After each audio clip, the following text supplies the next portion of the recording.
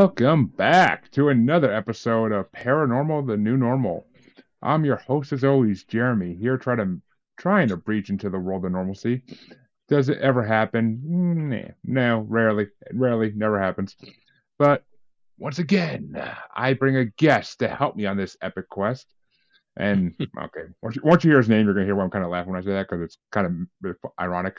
But I am joined today by Dr. Bruce Solheim, author, history professor, and paranormal experiencer to the max, and so much more. But we'll get into all that in a few minutes. How you doing tonight, Dr. Bruce? I'm doing okay, Jeremy. Thank you for inviting me. Oh, my pleasure. My pleasure. I saw your information, and I was like, I have to have it. But I'm glad to have you on because you have a lot of experiences I cannot wait to break down and talk about. But first things first, the first question I ask everybody always is, what brought you down this path into the paranormal? Well, I'll share with you the first line in my first paranormal book. It's not that I believe in ghosts, it's that ghosts believe in me, so I don't have a choice. So that's it. I was just brought into it. I didn't choose it.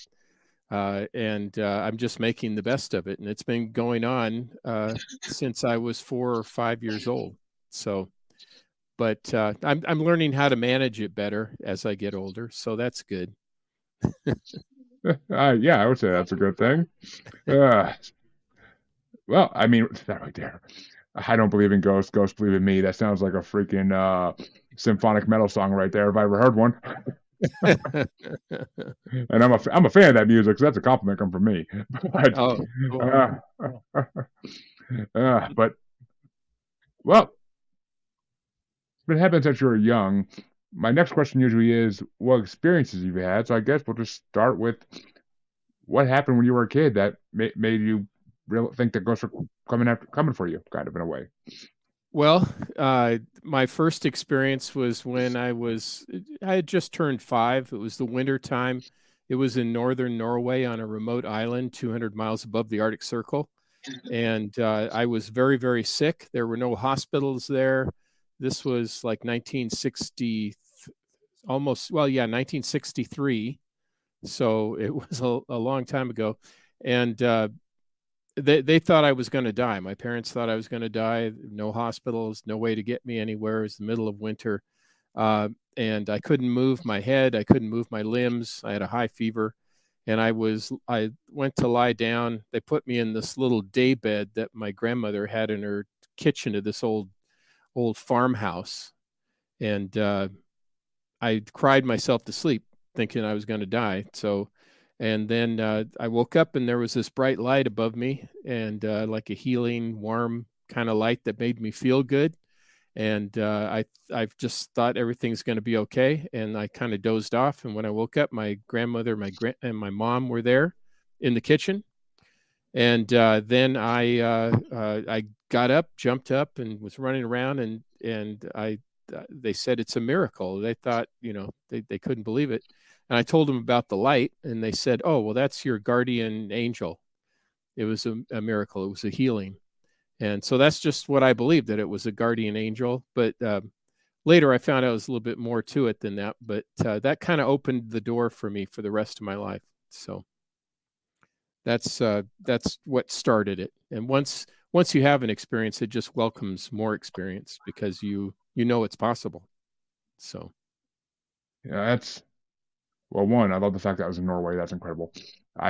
That's on my bucket list. Norway's been on my bucket list for a long time, especially a lot because Assassin's Creed, but still, it's been on my bucket list before that too. But, but I mean, and the fact you had a near-death experience, and that's what made you start believing in all this. That's the thing that really, it's a common thread in the paranormal world. Near-death experiences can lead to seeing and hearing a lot of things that we normally wouldn't experience. But sure, yeah, and my mom was very psychic too, so she taught okay. me how to do telepathy.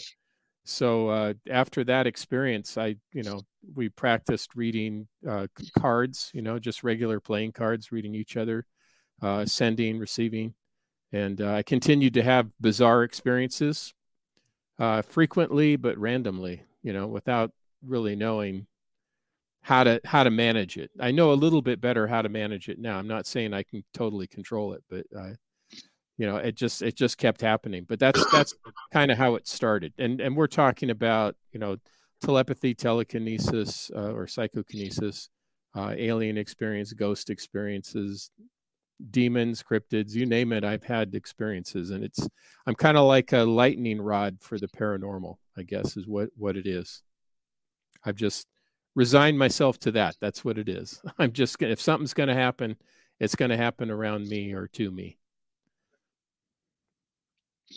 Ooh, okay. This is gonna be a fun episode already. I can tell. But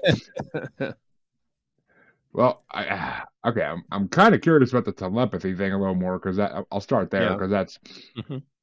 when you say telepathy, like we're talking straight up Professor X, like being able to like being able to read people's minds, or oh no, that there's kind of a yeah, okay.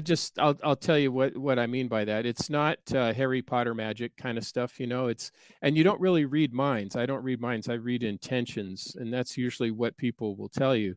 That's why I've always had difficulty going to parties, because I'll walk into the room and I'll like feel or hear other people's intentions, and that's almost more disturbing than hearing words, necessarily. And you have to be able to turn it off. So, in order to survive, otherwise you'd go mad, So,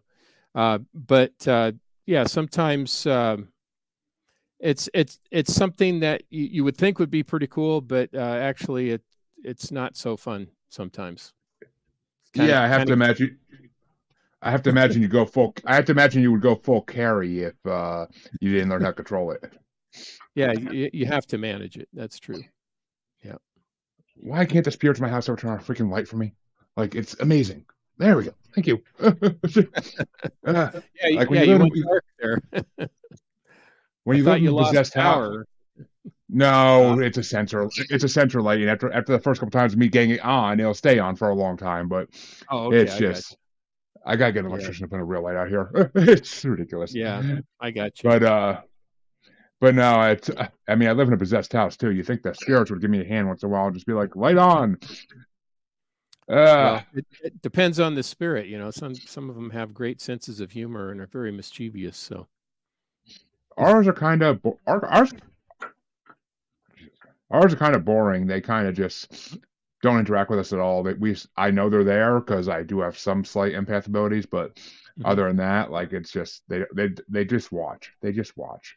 They're watchers. I call them watchers, but and not the creepy kind, but like, oh, I hope not at least. But they like to watch. I've had paranormal investigators in my house too when we first bought it, and they said like they just like to watch. Like that's what they kept saying with the dowsing rods. Like they just kept saying like they kept answering, yeah, we just like to watch because we never had kids, so we like to watch the kids. But interesting. So is it like an older couple? Yeah, it's the couple who built this house originally. They didn't die in the house, ironically enough, but they still hang around here. They left their imprint there, and it could be so there are. It's not that they weren't intelligent, but they have things called non-intelligent hauntings. Where people leave their residual energy behind, and they could still a person could even still be alive, but still leave their impressions of who they were in the house where they were in. That happened to me when I sold my house in Everett, Washington, and moved to Bowling Green, Ohio. The lady who bought the house is a friend of mine, and she said she still felt us and sometimes heard us in the house, but we weren't haunting the house because we were alive, so it was just some residual energy. But then of course when you die, then there's a transition. So that it could be a number of things, but that's interesting. I'm glad it's not a malevolent spirit that's causing problems. Yeah. So I'm happy it's not. I'm happy it's not a poltergeist type experience because my kids would not be going to bed easy if that was the case. Not that they go to bed easy anyway, but then it'd be a lot harder. exactly. Well, It's hard enough getting kids to sleep. So yeah. oh God, it's a nightmare on its own sometimes. But Yep. Yep. so I gotta ask though, because of these abilities coming up at a young age, is that why you Mhm. wanted to get into history? Is that why you became a history professor? Like, did the history Well, start yeah. I becoming mean, like a interest? I I started well. I started writing very early, so I was and my dad was a storyteller. He was a fisherman and a carpenter, and he was quite a good storyteller. And he got me a typewriter when I was probably 9 years old or 10 years old, and I started typing. I just always thought I was going to be a writer. Uh, I enjoyed stories, and especially his, because he was a sailor in the 1930s, traveled all around Ooh, the world. So I heard all these stories from Antarctica to India to Africa and around the world. He even came to the United States before they immigrated in 1948. He had been to the Great Lakes area, and um, yeah, so he had all these experiences to share. And of course, my parents lived through World War II under Nazi occupation in northern Norway. So my dad was in a labor camp during the war. So I grew up with all those stories. So naturally, I kind of gravitate to history. But I've tried other things. I was in the military for 6 years, active, and I was a carpenter for a while. I was in engineering school, but then dropped out.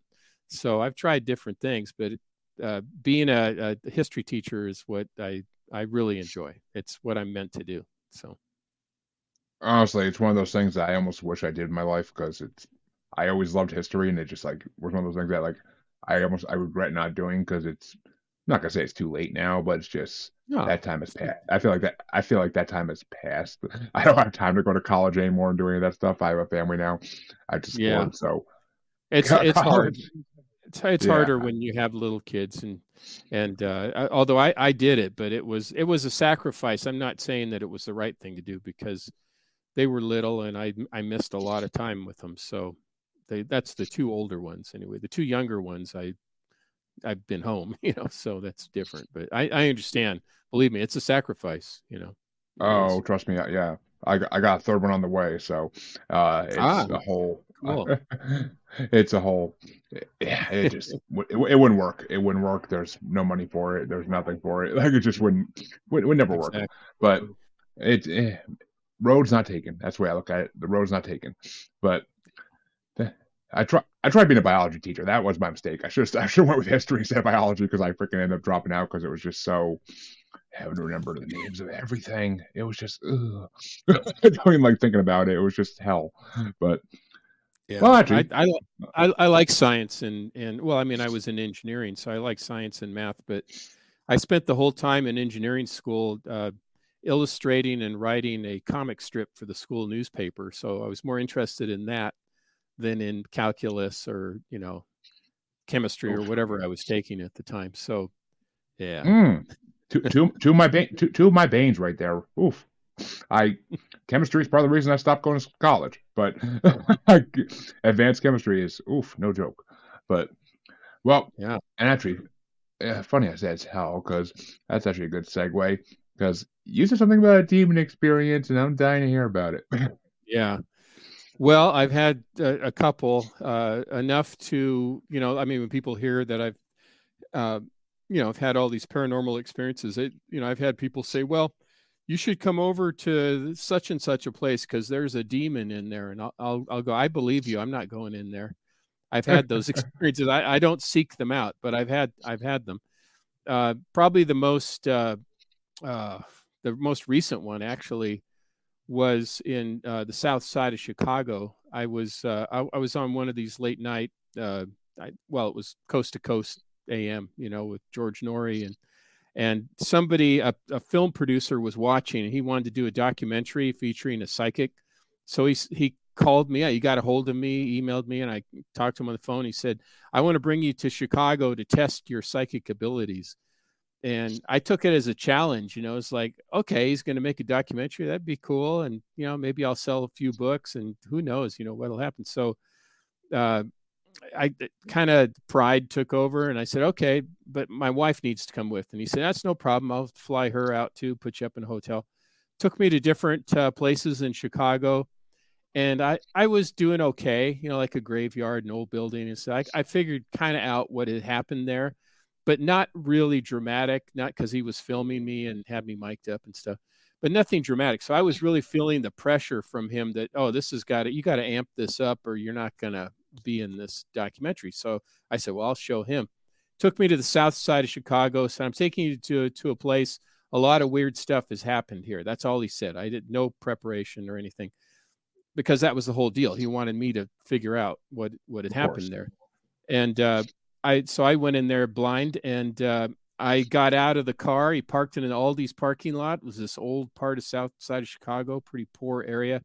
And as soon as I got out of the car, I saw like a film, an old black and white jerky film playing in my mind's eye, like from the 1880s, 1890s, horses and buggies and people in dark clothing rushing by, but they were all ignoring me. It was just like I was seeing this film in front of me. And usually I do protection, but I didn't do it this time. I do protection. I do very careful, but I just was so hell bent on impressing this guy. That was my mistake, big mistake, as it turned out. Anyway, so he got all this activity going on in this like black and white film in front of me, except for one guy standing in front of me who he was paying attention to me, and he was totally stationary. He had scary dark eyes, a bowler hat, and one of those big waxed mustaches and an overcoat. And he was just sitting there just staring at me, kind of scary. And all of a sudden, poof, the image went away, right? So I thought, oh, I got to reconnect. I got to get this, what we call the signal line, to whatever's going on in that area, to figure out what this place was. So I walked around. There was like an alleyway, an old gnarly tree. Went up to it, touched it, because sometimes if you touch something from the past, you can pick up signals from it. And as soon as I went to touch it, I got it was like I was tackled to the ground, like in football, like somebody got me from behind and just drove me into the ground, and I couldn't get up. And the really bad part, I mean, I injured my left leg, pretty severely, and I was being held down on the ground. There was nobody there. It was a psychic force that drove me into the ground physically. And when I was pinned to the ground, I was like losing my will to live. It was terrible. It was like my life force was draining out of me. And I saw beneath the ground, like in a dungeon, these people, like they were all bleeding and wailing, in agony, and like reaching up, trying to pull me down underground. This is all what I'm seeing, right? And I'm telling the guy with my microphone what's going on. He didn't have a film on me because he was having trouble with the camera. But so he comes running out of the car with his camera, and there I am pinned to the ground. Well, finally I get up, and I said, you got to get me out of here. I don't know what happened here, but I don't want to be here. This is awful. And of course it was my fault because I didn't do my normal protections. So I got blindsided, literally. And he said, yeah, I'm not feeling good either. Let's get out of here. So we, packed the stuff up, got in the car, we're driving away.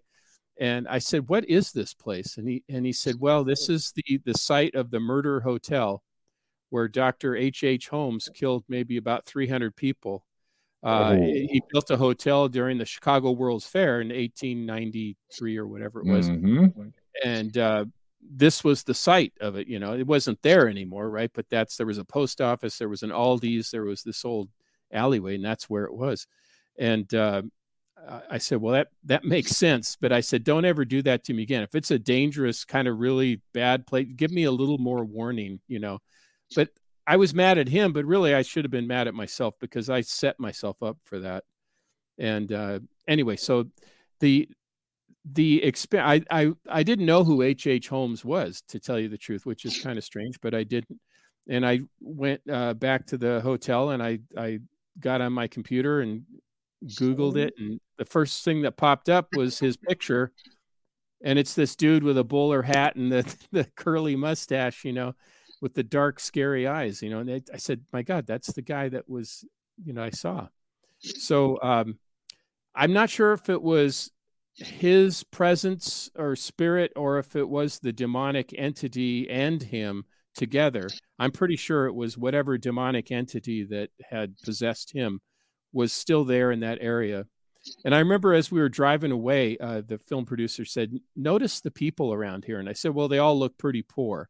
He said, "Well, they're pretty miserable." And I said, "Well, if I was really, really poor, I would be miserable too." And he said, "No, there's something else." And I looked at people and they look kind of like lost souls. It was just a really depressing area. And I can't help but think that whatever demonic entity was active was still there. And so that's just one experience I had that was very, very, very bad. And the big lesson, of course, is you should always do protection. Don't mess around with demons. If there's a demon there, just believe people. Just say, okay, I understand. I'm not going to go test it out or play with it. I have friends who are. I have a friend actually who's an exorcist, and he's not in the Catholic Church Yeah. exorcist, but he does, and he's in Las Vegas, so I'm sure he gets a lot of work there. He Mhm. says he does, but yeah, I would leave it to those guys. They know what to do. That's kind of their expertise. So I don't dabble with that if I can help it. But anyway, that was probably one of the worst experiences because the residual attachment, the energy, the negative drain was with me for a while. I was teaching a paranormal class at the school, and when I went to the week later, I was in class, and I had a lot of people who were psychics in the like working psychics in my class, and they couldn't even stand to be in the classroom with me. A couple of them had to get up and leave, and so I had to have a friend of mine who's a Peruvian shaman do a cleansing to get rid of it all. It's kind of like remnants of the awful experience. We're still kind of clinging to me, if you will, and I needed to be spiritually cleansed. And after that, I felt a lot better. So that was a very terrible experience. I mean, I will say, because of course, in this day and age, I know who H.H. Holmes was because he's been publicized and documented like crazy Mm-hmm. in the last 20 Right. years. And I mean, the part of the whole season of American Horror Story Hotel was based on him. But I've heard that. and Yeah. I mean, and I of course I've heard numerous podcasts about him, but Mm-hmm. he was a very, very evil man. And Yes. if there is one person who could have died and went to some other dimension that we might call hell and come back as some kind of demonic entity, it would be him. Because, it'd be stupid for that dimension not to let him come back because he would reap terror on Earth. That's what Oh, he did sure. while he was here. So why would he do it in the afterlife? Yeah. So, I mean, yeah, it's funny because when you're talking about the black and white movie like scene, Mm-hmm. I was almost seeing like that one Mm-hmm. scene from It Chapter 1 where they're watching the projector reel and like all of a sudden you see like Pennywise turn around like and start moving in it. And I I am a I am a freaking lightning rod for pop culture references. It's what I do, but No, it's yeah. my talent. It's my talent. Yeah. So that's kind of what came to mind. But if I was gonna compare anybody to a fictional character like Pennywise, H.H. Holmes would be damn close. So Yeah. I mean, Yeah. he didn't focus on kids, but close enough. But Yeah. I mean, it's just damn. That's one hell of an experience. That's amazing. Too bad they didn't get it on film. That would have been that I documentary would know. have sold millions if they got that on film. It was just the audio, and who knows? It might have been the demonic entity that messed with the electronics. Of course, that's very common, in these kind of Oh God, yeah. experiences. They don't want to But be seen. Yeah.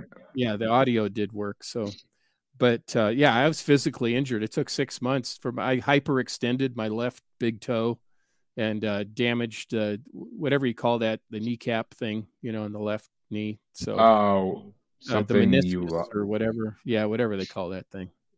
a capula or scapula, something like that. But Yeah, I'm I can't remember, but yeah, six. so it was psychic damage and physical damage. I mean, you're talking about a very, very powerful entity. So whoever's listening, don't go there if you don't have to, and if you do, make sure you got a young priest and an old priest or whatever to go with you or something. A lot of protection. Don't go unarmed. Oh, actually, I know some people who would probably love to go there fully protected, of course, and they would Yeah, they would. yeah. I know some people who would probably would love to try to get rid of that and try to vanquish that. But I Yeah. I know some people who do that commonly with places where demonic entities are known to be. They they like to get tested too in a way. But I mean It would probably help those poor people in that neighborhood. I'll tell you that. That would probably be a good service if they could do it somehow, but I don't know. oh, I'm sure. But well, I guess the next thing that because I'm saving the best for last, and I damn well know it, so I'm putting off what I really want to ask. But That's right. but the alien experiences, that's what, because we don't get many of that in this. We don't get a lot of a lot of the things you mentioned. We don't get in this show, so I'm Mhm. kind of savoring this episode right now. But Okay. what, I'm trying to hear about what kind of alien experience you had because I've had a few of those on this show and with different species Yeah. as well. So trying to Yeah. hear which ones you've been familiarized with. Yeah, well, there's different encounters that I've had. I've had a classic abduction experience, like in 1973. It was a classic one. Uh, I was taken out of my room in my home in north of Seattle, in a place called Kenmore, Washington State, and taken up into a craft and on a table, kind of a thing. And there was an insectoid doctor Ooh, who was doing a procedure, and I asked him, what was going on, and he said, special processing, and that's all you need to know. And I remember there was this like clamp device on my head, and there were these little guys, the little grays around me. And I said, "This hurts. This thing on my head hurts." And I didn't like I said, "I don't like being here." And he said, "Well, you need special processing. That's all you need to know." And I said, "Well, this thing hurts my head." And he admonished these little guys. This is all telepathic, chatter going yeah, on. And the little guys, either they removed it or it was removed telekinetically or whatever, and then it wasn't painful anymore. And I started to ask more questions, and then he just touched my head, and next thing I know, I was in my bed again. And so that was 1973. And I've had an alien experience in 1977. I was on a I've had earlier ones too when I was a kid, but this one's kind of unique. 1977, I was on a road trip from Seattle to Salt Lake City, and then we were going to go on to Las Vegas, and then up, down to L.A., San Francisco, and then back up to Seattle. I was 18. My friend was 18. I call him Ernie, and I'll tell you why I call him Ernie in just a minute or so. But anyway, so we were on this road trip. We ill planned, 18-year-olds having fun. We got as far as the wilderness in near Black Pine Peak in Idaho. So we decided we're just going to try to find a campground. Well, it was already dark; it was pitch black. So drove on this dirt road off the highway and ended up in just off the side, like in a clearing. And just a perfect setup below Black Pine Peak. I mean, how perfect a setting for an abduction would that be, right? So we're there, and almost right away both of us started seeing lights, these weird lights, and we thought that was just somebody driving up the dirt road, to us. But the lights were coming from weird directions, like higher and lower and above us, and we thought, oh, this is strange. And then I swore I saw like dark figures around our car, and that's and we were both talking about it, and then it's like I was out. I mean, I that's all I remembered at that time, that there was there was kind of a weird sound. There was these dark figures around the car. There were the lights coming in everywhere. Um, so I decided to do one of those hypnotic regressions because I knew something weird happened. I knew something weird happened. I just didn't have all the details, and so I did a hypnotic regression, and I decided to contact my friend Ernie. And because from that hypnotic regression, I kind of filled in the details that these dark figures were indeed tall gray aliens, and they were around the vehicle. And one of the things the hypnotic regressionist, who's Yvonne Smith, she's very famous, here in Southern California, and she asked me during the regressions. She said, "Okay, you got these aliens around the car, these lights. They have a craft there. There's some kind of thing going on. Look next to you in your mind's eye. Look back. What is your friend Ernie doing?" So I like thought about it, and I looked. Oh, he's gone. Ernie's gone. It was an abduction. It wasn't my abduction. It was my friend Ernie's abduction, right? So I called up Ernie after this regression, and I was starting to write about the story. I was publishing some books about my paranormal experiences, and I wanted to get background and corroboration, right, from him, Yeah, because of it was a course. dual experience. And I asked Ernie, I just said, "Do you remember that trip we took, and that Black Pine Peak and all that?" "Oh yeah, I remember." And then he said, "Yeah, the weird lights and we thought there was somebody around the car." And then he said, "Yeah, I don't really remember much more after that." And I said, "Well, and this was after talking to him for a while. And then I said, "Well, Ernie, I'm pretty sure you were abducted." And oh my God, he got quiet. It was like I had told him I hated him or something. I mean, it was like silence. And then finally he said, "I wish you would have told me that right away, because I wouldn't have talked about this. And by the way, if you're writing a story, you can't use my name." And I said, Yeah. "Okay, I'm really sorry. I didn't mean to make you upset." And he said, "Absolutely, I don't want to talk about this. That's it." And he hung up the phone. So I sent him several emails saying, "I'm very sorry. I didn't mean to, upset you. I was just trying to find out, and if there's anything I can do." And then finally he sent me an email, and that's the last communication I ever got from him. That was several years ago. And he said, "Bruce, yes, I do remember what happened, and I do remember that these aliens took me, and I remember that they told me, they said, 'This guy's a squealer. You think he'd never seen a set of pincers before, like pincers, right? Pincers.'" Hmm. uh, and uh, and then he said, "Maybe you feel bad because you allowed your best friend to be abducted." And he said, "But I'm not gonna, you can't use my name." And he said that was it. That was the last communication I had from him. So I that his mentioning the pincers kind of caused me to think of something, and I went to look through my old books of poetry, because I write poetry too, and I've been writing poetry since I was in high school. So from 1977, I still had the poem I wrote from that trip, and the poem was entitled "The Visitors." And in that poem, I talk about how I had helped the aliens abduct people, not necessarily my friend Ernie, but that I had sold out. And I think I said I sold out to the aliens. And then I mentioned in that poem, I say, "And they're pincers, they're steel like pincers." And when I read that, I go, "Man, I didn't even remember writing that, but here it is, right in front of me, this old tattered, poem that I'd written." So now I had like written evidence from that time period, Ernie's email, my experiences, and the regression to kind of put this whole thing together.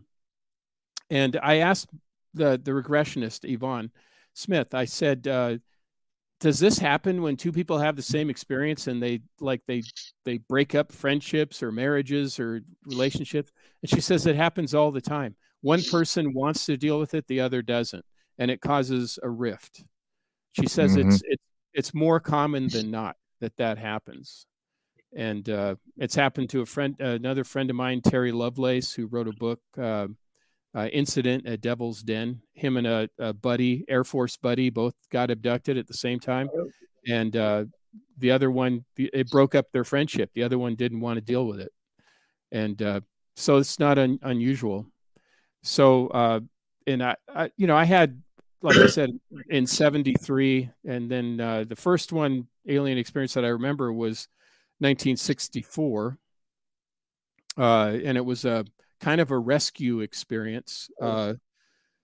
Anyway, I don't have to go into that, but I've had a lot of those experiences, and also with lately, well, really my whole life, but in not controlling, but in managing this connection. I've made a reconnection with an alien entity, or an NHI, I guess you'd call it, a non-human intelligence, named Anzar, and he's been around me my whole life. So intervening, helping, and since 2017, I've been communicating with him and other spirits and so forth on my weekly spirit walks, and I document all those spirit walks. I record what I hear or see or feel, and I record my own voice as I'm asking questions, and then I come back and transcribe it. And I have like 350 pages of single spaced notes from all those spirit walks in the last since the last 7 years. And I've created a couple of books out of that. My most recent book, We Are the Aliens, that has a section dedicated to those transcripts. And so I have regular contact with an NHI, and I've had these other experiences like I've mentioned. So yeah, and it's a very remarkable thing, but it's the thing that I've come to learn is that the spirit world, the alien world, and the quantum world are all really the same thing. Yeah, they're not they are. separate. They are. That also is a hypothesis I've kind of come to conclude as well after over 200 episodes of this show, talking to a lot of different guests about their experiences. It's very most likely that it's all just different dimensions. That's all it is, just different dimensions that either are around us all the time that we can't see or sense, or just different dimensions completely that are not even on the same plane as ours. We just get transported there because these creatures know how to go back and forth, and we don't. That's the bottom line of it. We catch glimpses of it occasionally, accidentally. A lot of people, everybody's had experiences, just not everybody acknowledges it. That's the thing. It's really who we are as ancient people. We were very paranormal, as ancient people, and we just kind of got driven out of us, with the scientific revolution, which brought about wonderful things. But the bad thing is that we lost kind of our ancient selves. But if you talk to indigenous people like the Aborigines, Native Americans, whatever, this is a very common thing. I mean, they don't even think it's remarkable. They just think that's just our natural world. What are you guys talking about? Very true. Which, I mean, normal. And you're 100% right.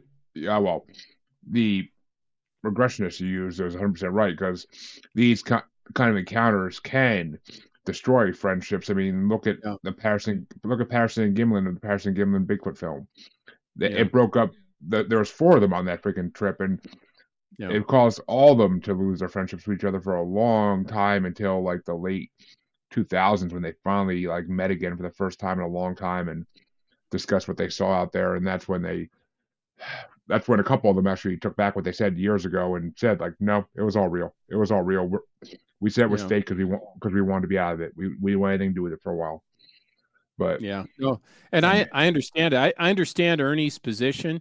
If he doesn't want to deal with it, I'm not going to force him to. So, but if he ever changes his mind, I'll be the first one to help him, guide him, whatever, to whatever he wants. I will help. I'll get on a plane and go to where he is and help him, whatever it takes. That's how important it is to me to help him. But, you can't help somebody who doesn't want to deal with it. It just makes it worse for them, in a way. So sadly, as the case, most often the time is for people like that, they don't deal with it until they're on their deathbeds. That's when they deal with it. That's when they realize they need to admit something.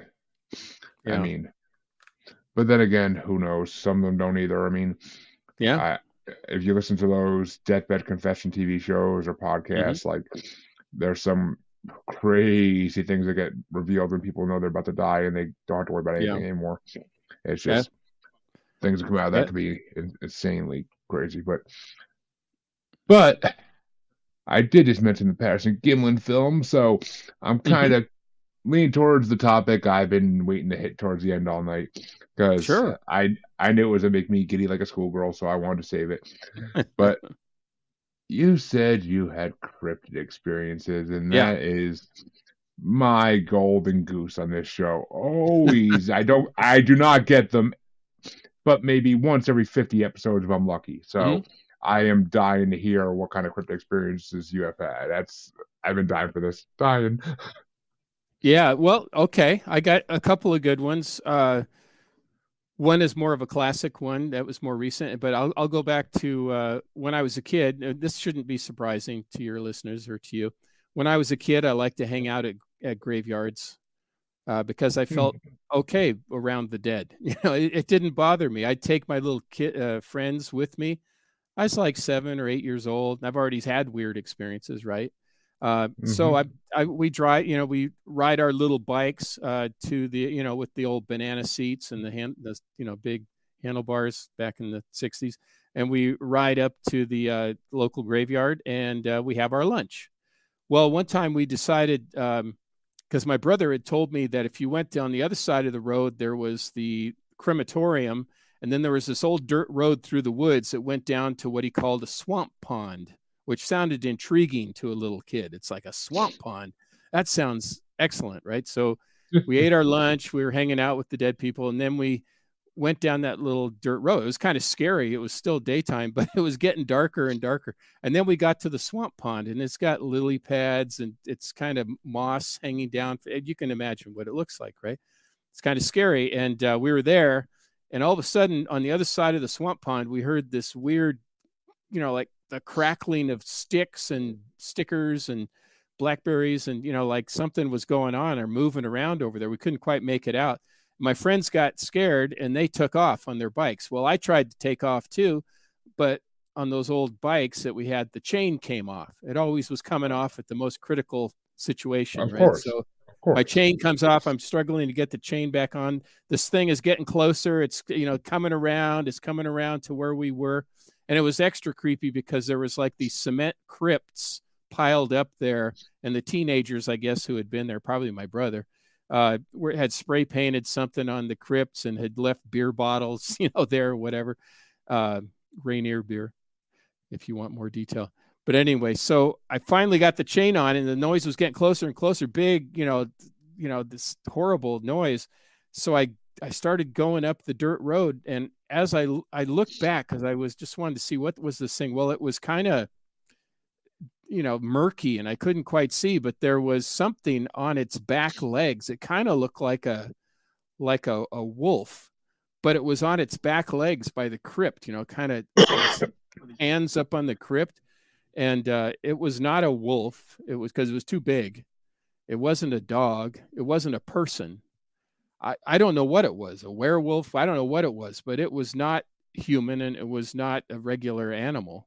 And it was a perfect location for this thing to be. And what a creepy place for it to be. And Mm. so What you are what yeah, go ahead. Sorry. what you're describing, and what location was this? Like, was this Norway or was this? No, this is in Kenmore, Washington. So Ah, it's okay. in the north end of Seattle, kind of a rural Which, area in those days. well, I mean, that's good territory for this. So there's a lot of good territory for this. But what you're describing, I mean, you said it kind of looked wolfish, but not exactly like a wolf. Right. Right. I'm thinking dogman. It could very well have been. It was on its back legs. It's two, it was up on two legs, kind of lean with like this against those creepy crypts that were there, and I couldn't quite make out all the details. Plus, I was really scared, and I just had my chain and I just kept going. So, uh, but yeah, it could very well be. I never knew what it was. I just always thought it was one of the scarier experiences I'd ever had.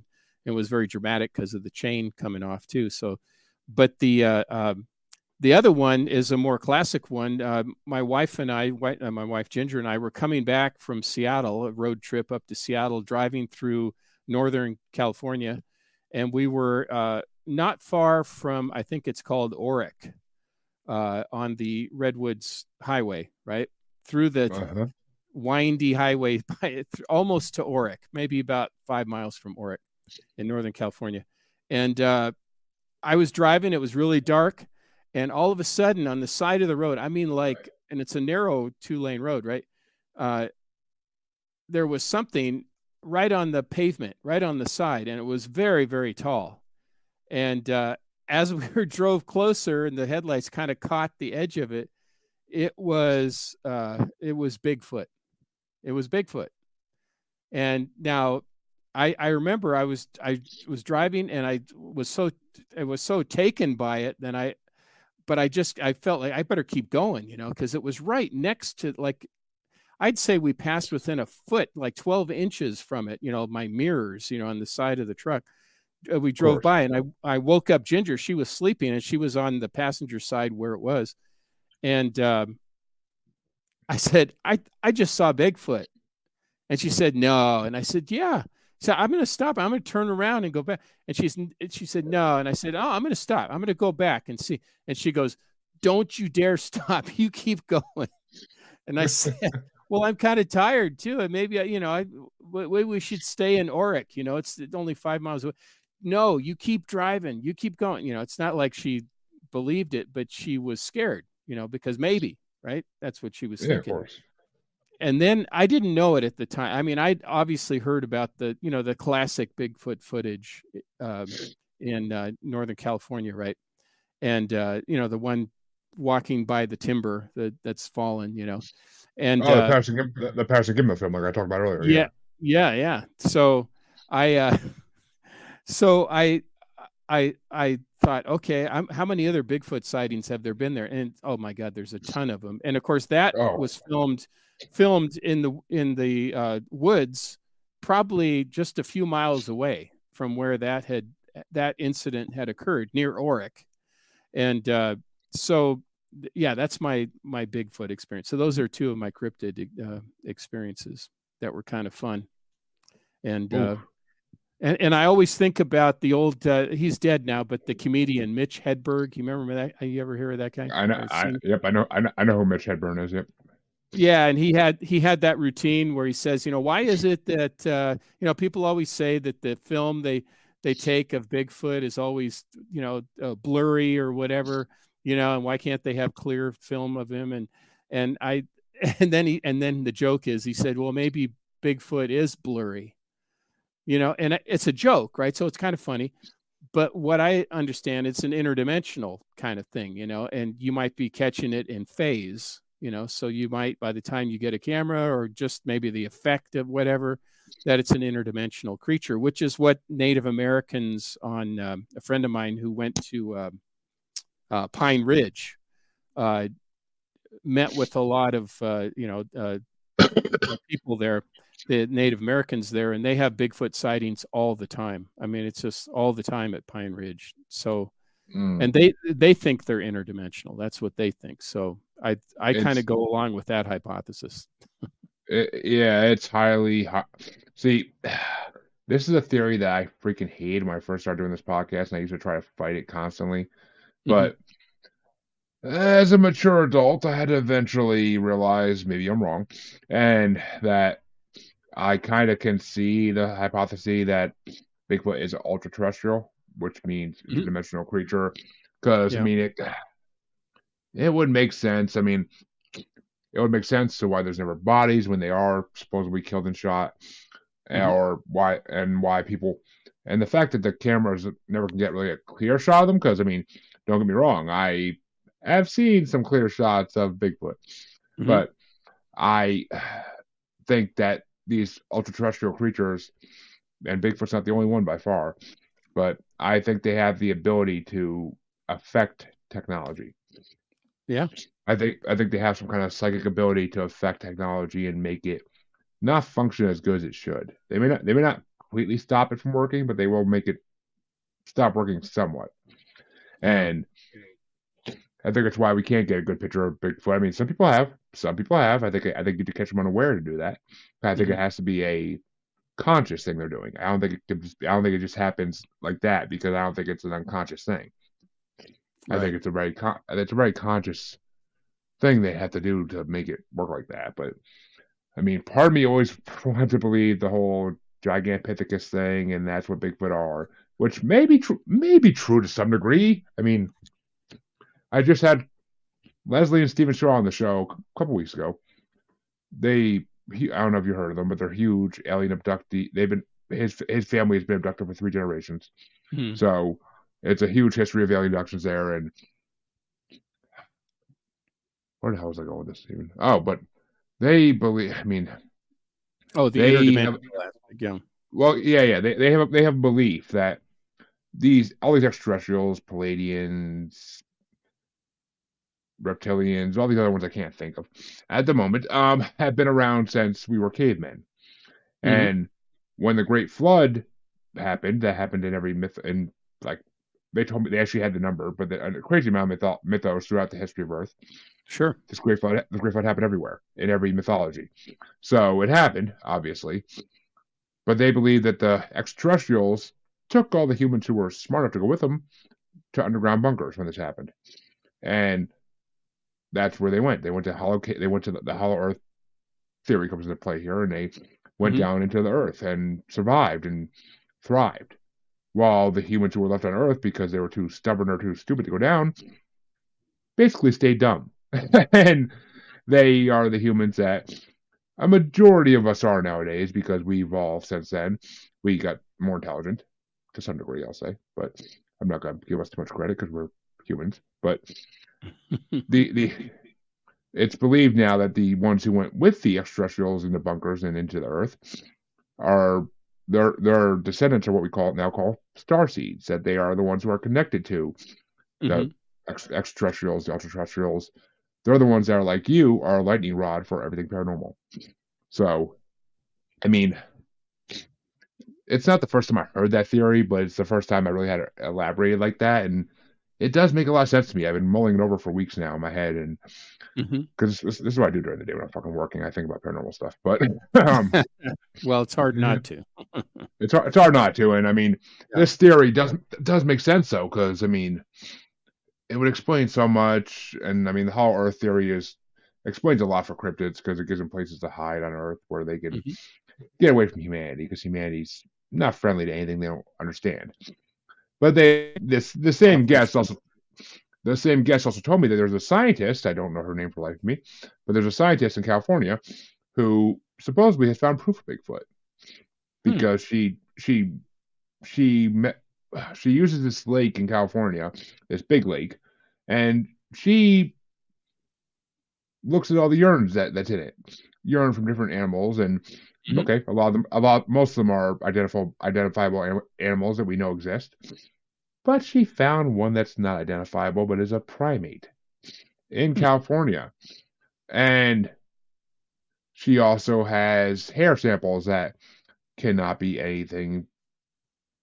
They're not identifiable either, but they match a lot of other hair samples that have been found across the United States and are all identifiable primate hair that's Hmm. close to humans. So, I mean, it basically, what I'm basically saying is that Bigfoot has been proven at this point. It's just it's up to the government when they want to admit it. But like they did admit that they knew UFOs were a real thing until COVID. Who knows what will have to happen for them to admit that Bigfoot's real. So, because Yeah. the government don't like to admit anything ever. Why It, would they it be wrong makes about something? it makes it very difficult when they also have to when they say, well, like my friend Gene, he I grew up with him. He's Norwegian American too, and we were kids together, grew up together, and he died in 2016. A month after he died, he came to me in a vision, and just like you and I are talking almost, and except he was more of a holographic type image, but it was an intelligent conversation. He told me that it was time for me to start publishing my stories. Don't be afraid. And I said, well, I don't want to be thrown out of the college where I teach. I mean, how is it going to be accepted? I hadn't really talked publicly about it before. And he said, don't worry, the time is right. And of course, he was right. That was 2016. The time was right. And even gave me the title of the books. They should be called Timeless. And so I followed his advice and I wrote the stories. And But one of the things he said, what I was leading to, is that he said, Bruce, I asked him a bunch of questions. Well, does this really happen? Is this real? Is this real? He said, Bruce, let me just cut to the chase. It's all true. It's all true. And what I believe what the government is really afraid of with this UFO thing is if they say yes, it's we do have crashed craft or recovered craft, whatever. The only way to control those things is through psychic ability. Then they have to admit that telepathy is real. Then they have to admit that telekinesis is real. Then they have to admit all the other paranormal things are real, right? In addition to UFOs. Then they have to admit Bigfoot is real. Then they have to admit, non-human intelligences. They have to admit, interdimensionals, in which they've already talked about. I've heard a congressman, I think accidentally, a congresswoman actually, accidentally coming out of a SCIF briefing, secure compartmentalized information facility, say something about interdimensionals. Nobody asked her a question about interdimensional. She just said, well, we think these interdimensionals could be whatever. And it's like she was just saying what she was just told, and I think it was kind of she slipped, she didn't mean to say that or mean to reveal that, but they have to admit all that stuff's real. And once they do that, people realize we have the ability to connect with these things and to practice telepathy and even psychokinesis to a certain degree. And then the government's going to lose complete control of us. I mean, they don't want to lose control of us. That's the problem. That's the thing that's funny, though, because since the documents had to be released through the Freedom of Information Act, the government kind of already did this because we know about the Montauk Project. We know about MK Ultra. We know about all these things they've done in the 70s, 60s, 80s to try to test the ability of people's minds and how far people can take things. Yeah. So, the government's only a few steps away from opening the door completely. And from what I've been told by psychics and mediums, 2027 is going to be a big year for government announcements about paranormal topics. I wouldn't doubt it. There's the thing is there's resistance. There's those in the government that would like to do that. There's different factions that vary from total disclosure to no, we're going to shut it down before it gets too far, even though the cat's out of the bag, like you said. But they can still deny or whatever. But eventually, there is going to be such overwhelming evidence revealed that even the fiercest skeptic is going to have to at least be agnostic, but probably go beyond that. But I think what it'll take, what I'm being told, what it'll take is not so much a disclosure as a revelation. Revelation meaning knowing from within. And that's what will cause this next step in our evolution. What I'm being told is a leap of consciousness, and at that point we will evolve. But there's a lot of resistance to it. That's the problem. There's a lot of resistance to it. There's, in every, as a history professor, you damn well know this, but in every historical movement, there's always been resistance for it. Yeah. And that's the whole reason we had the Civil Wars, because people were resisting, recognizing that a different race, a different color, were the same as them. That's why. And resistance isn't futile like they like us to believe. It has merit nowadays, and every generation does a little bit of change. Every generation changes something in this country, especially. Every generation changes something, but no, in the world, you're right. I was given this definition of history when I was in graduate school. One of my professors said, "Here, I'll give you a good definition of history: forces for change and forces against change over time." And I keep coming back to that. Every beginning of every semester, I tell my students that. I say, this is a good way of understanding history. There's push and pull. There's a dynamic going. Forces for change, forces against change, trying to pull us back, right? And over time, right? So, but as we know, understanding quantum physics, we know that time as we think it linear isn't really, that's not reality. The quantum reality is that there is no past or future. It's all just happening at the same time. But the problem is that most people can't get their minds around that. So we have the interface, which is the objective reality that we live. Every once in a while, we catch the glimpses, of these, Yeah, or we have the subjective reality that is our interface. Every once in a while, we catch glimpses of the objective, reality where all these things happen or where they are, and how things exactly. really, yeah, I mean, it's funny because I when I started the show, I honestly didn't put too much thought into the name because it just kind of called out to me. It was originally going to be called Paranormal is the New Normal, and one of my friends was like, "Take out the is." I'm like, "Okay." So I'm like, "Paranormal the New Normal." It works, and yeah, it's funny though because the amount of people just by hearing that name and if they're in the paranormal world, they want to be on the show because they're like that. They're like the message you're putting out there is what the world needs. They're like paranormal is the new normal. It will be. It already yeah, is. It's more and more people are embracing it than they ever have in the past. If you told someone 50 years ago that you want to talk about ghosts, about Bigfoot, about sea monsters, about anything of the top, any of these topics, aliens, they would look at you like you're halfway insane and want to lock you up in a mental asylum. sure, Nowadays, though, it's common topic. There's conventions everywhere for it. It's just hmm, it's a new way of accepting the life. It's a new way of accepting the world. These things exist, and people are finally willing to talk about it. People are finally willing to share their experiences. Most people, not everybody, but most people. And yeah, the amount of people, I mean, look at these groups on Facebook, and I'm in so many Bigfoot groups, and so many people admitting to having Bigfoot experiences. hmm, How could this not be real when thousands of people have seen the same exact thing with the same exact details and the same exact type of sightings and the same exact type of interactions? How can yeah, this not be real? I mean, it yeah, blows and my think, mind when anybody tells me they don't believe in aliens, they don't believe in ghosts, they don't believe in Bigfoot. Like it blows my mind. I'm like, how can you be so fucking naive? well, think of the people that have suffered before us. Like if you think of Bigfoot, for instance, the professor at Washington State University. Now his name escapes me, but you probably know who he is, who I'm talking about. He was the number one Bigfoot researcher academically at a university level. Oh, Grover Krantz? Yeah, yeah, Grover. And Yeah. they tried to get rid of him all the time. I mean, they were just merciless. Or with UFOs, there was John Mack, the professor of psychiatry at Harvard. They tried to get rid of him. He had to get a lawyer to protect him, to keep his job because he was taking abduction, people who've been abducted by aliens seriously.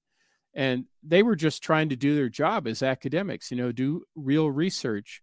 And they faced, being fired. So I'm glad that it's a little bit more acceptable now, but there's still resistance in terms of like with researchers, like grants and stuff like that, especially scientists.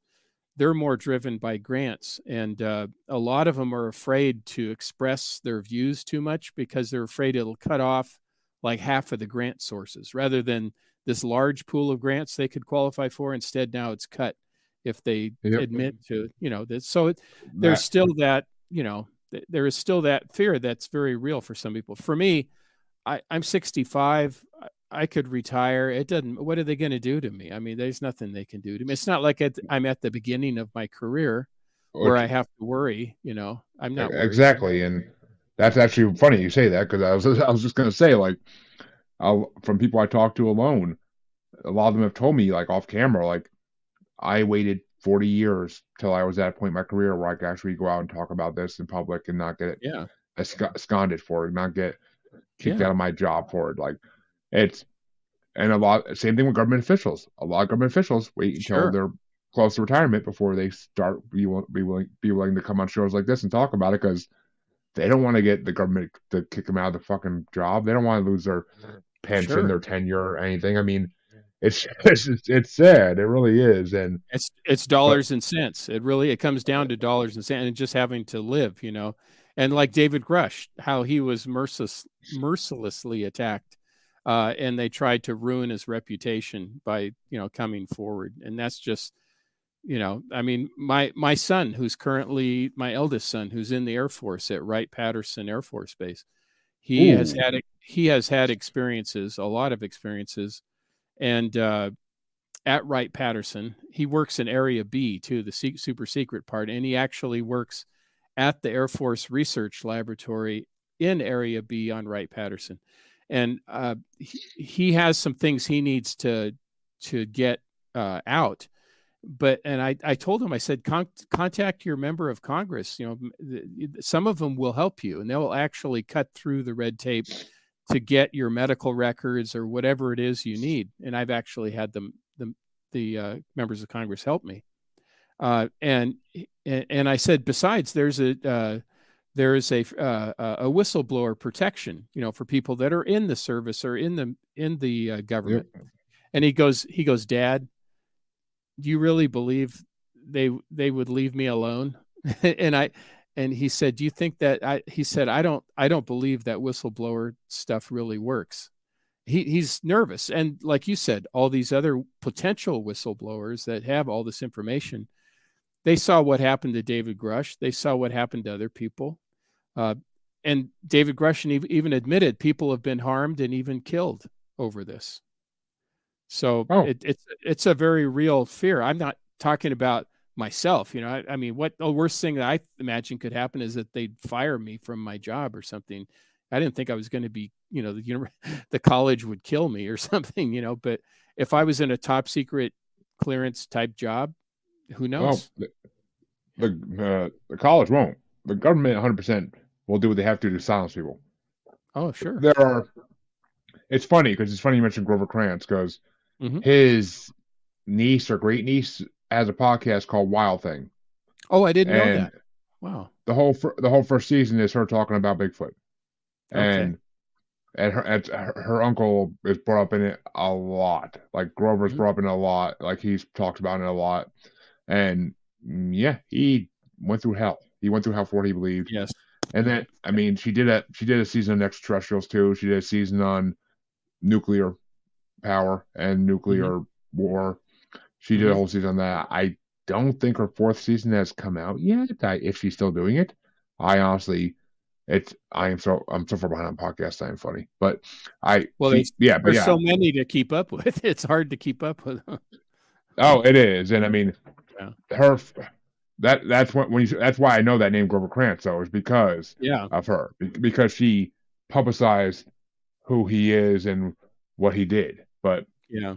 I want to thank you for coming on, Bruce, because it has been an incredible freaking show. This has been. Yeah. I could go Well, for. thank I can go for. I could go on for hours with you, but I do gotta get sleep at some point tonight. Oh, but okay, Jeremy. Well, thank you. I really appreciate the invite, and I had fun but talking. definitely before we go though, tell my audience where they can find your books, where they can find more about you if they want to hear more about you. Just Sure. promote yourself to the fullest.